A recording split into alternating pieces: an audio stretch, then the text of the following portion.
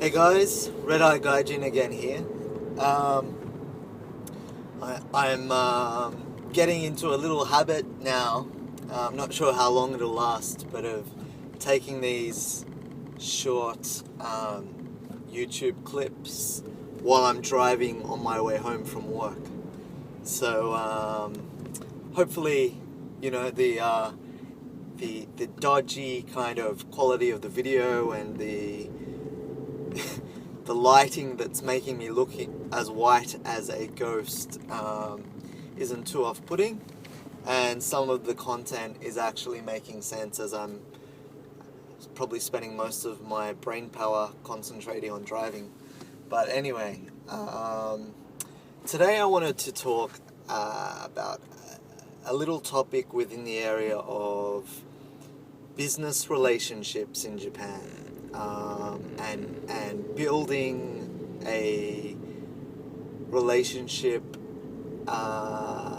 in Japan, a professional relationship with a view of it ideally paying off later on.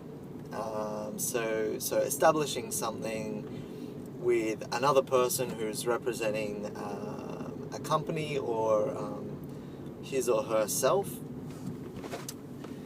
and how to do that, and what not to do, and I guess what is the main difference from trying to do that in a Western culture, a Western business culture, to be more specific. So I think the biggest hurdle for a lot of Western people who have not done business in Japan previously is getting your head around the idea that if you want to forge a relationship very quickly with someone in a business type relationship, you have to actually give something of value first. And this doesn't mean you will provide the service that you would usually provide, under an agreement or an official contract. It means you have a discussion with this person, you listen to them very carefully, and then you offer to provide something that you're able to do for them that would be helpful for them, but not expect to be paid for that. So it's in effect, pro bono work, so work that you would do and you'd probably usually expect to get paid to do such a thing, but you're doing it instead to gain trust and rapport with someone you've recently met in a business context, with a view of this person A, liking you, and B, thinking of you when they first, thinking of you first when an opportunity comes up that you can possibly get paid for. So I think this is really challenging, especially for people who are representing foreign companies who have just moved into the Japan market, and the idea of return on investment, having every minute accounted for the work and effort that you do. This idea of doing something in the hope of maybe it paying off in the future is a little bit too foreign for people who haven't done business in Japan before. But anyway, let me give you an example of that. Let me try and think of a good example. So when I first got into doing business in Japan outside of English teaching, which was the second time I went to Japan, I was introduced to the head of an international college. So it was a tertiary education provider that had a lot of programs which were preparing people for doing different types of careers overseas. And I was I was very new to working in Japan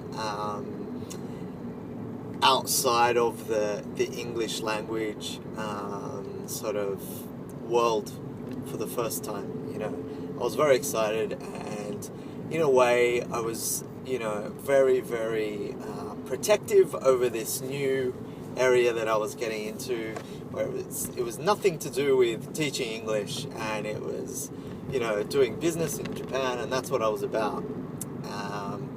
And I felt very lucky and privileged, but at the same time, probably a little bit unnecessarily arrogant and stubborn about keeping it that way. So to cut a long story short, I was trying to sell a product that a university or a college like this could use, and I think it was something like online advertising or online application systems for this particular client. But what this client actually needed was a foreigner to come in and give a speech about Australia and actually incorporate some business English into the presentation. And to me at the time, it was totally, you know, not what I wanted to get into, and it was sort of going back to teaching English, which is what I had sort of worked so hard to get out of that world. Not that I hate it, but it is challenging to do something outside of that world, you know, once you're in it. So anyway, I basically graciously declined and just explained that this is not what my current role is about. It's a little bit far from what I was trying to achieve. You know, and this was based on advice given to me from my head office, which was in Australia, and I was running the Japan operations from Osaka at the time, and that was me rejecting that request was probably the silliest thing I could ever have done, because basically I had effectively given up an opportunity to easily position myself as you know, a future partner to this college, and if and when they did need, you know, the online advertising or online application system that I really wanted to sell eventually, you know, it would have put me in the best position to do that. So there's a lesson learned, you know, that I lost an opportunity there, and to be honest, I tried again later down the track to contact that person again and see if anything had changed in terms of their needs for what I was trying to sell, but they weren't very receptive at all, and it was obvious to me later that you know, it was all about coming in with that very stubborn type of you know, Western business approach where if there's no contract and this is not a service we officially offer, we're not going to do it, and it's not worth us doing it. It's not part of our strategy. So what I can suggest is do what you can, do what you are able to do, even if it's not what you are supposed to be doing, and that will open doors for you later on.